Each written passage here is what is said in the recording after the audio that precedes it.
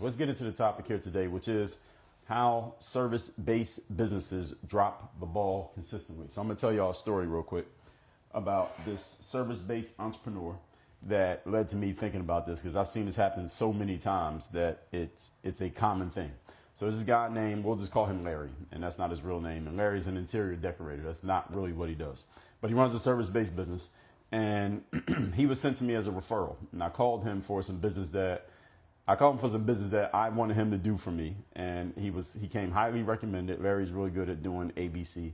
He basically fumbled the ball. And the way that he fumbled the ball was, I reached out to Larry. They was like, the person who referred me gave me Larry's number and said, hey, reach out to Larry. Larry's pretty good at doing what you need.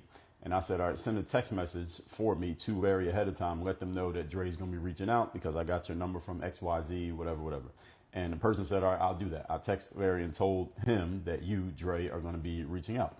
So I sent a text to Larry and said, hey, this is Dre. I got your number from XYZ. They told you that I was looking for someone who can do this thing. Just wanted to know if you can do it, what your schedule is, the price, et cetera, et cetera. Larry took, like, the whole day goes by. Larry does not respond to my text message. I send a text message like 10 o'clock in the morning. He doesn't respond. So I call Larry later on that day at like 7 o'clock that night. I call Larry's phone because Larry is supposed to be this great person who can do ABC, and I needed this thing done. Larry doesn't answer the phone. I leave a voice message to Larry. The next morning, I got a text message. From Larry, and Larry's like, oh, my bad. I was swamped all day with clients. Keep that in mind, because this is one of the things that happens all the time. Larry's like, I had clients all day. I was swamped with clients. Sorry that I didn't get back to your message. And as far as what you were asking, yes, I can do it. It will probably have to be maybe sometime next week because I got a full schedule, et cetera, et cetera. So that's the second red flag right there. So the first one was him telling me that I got all these clients and I was swamped all day, not because it's bad for him to have a bunch of clients, but because he's providing that, number one, is an excuse, and number two, he's probably telling the truth.